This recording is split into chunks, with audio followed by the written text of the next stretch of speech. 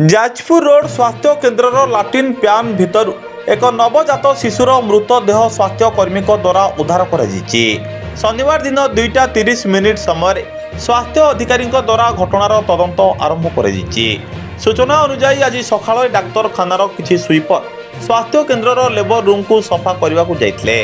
तेबे labour room लाट्रिन घर प्यान भितर एक नवजात शिशुर मृतदेह पड़िथिबा देखिबा को पाइथिले।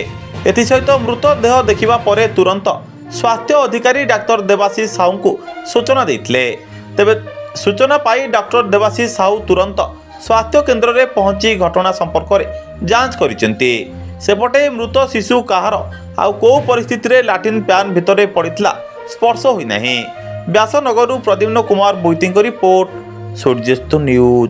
मो doctor Debashish sir medical officer incharge CC Jajpur road. Sir गोटे जो पैन जो बाथरूम पैन भितर जो छुआटे विजुअल वायरल होती कौन से घटना कौन से घटना तो मु एबे चली रियल इनक्वारी चली आम सकाळु दुई जन स्वीपर ताको देखिदेले से लाट्रिन पकई दिला बोली जने स्त्री लोक बोली कि सान कहिया कथा किंतु इनक्वारी चली से मैडम थिले डॉक्टर को डका है एबे सार भी ज्ञानी सार आसिलेनी दीदी भी डका है विषय मुझे किसी समय पर आपको टोटाल डिटेल्स तार कहीपर किए आसते कौन ट्रिटमेंट पाई कौन असुविधा होता कहीं से एमती छाड़ दे पड़े कि भूल कहार पर्टिकुलर सत्य जना पड़े मृत हाँ मृत पेसेंट जी जो शिशुटी थी शिशु नहीं तो आई थिंक इनकम्प्लीट आबर्सन थी जी जना पड़ी देखी मुझे देखी इनकम्प्लीट आबर्सन थी डेड अच्छी तदन चलो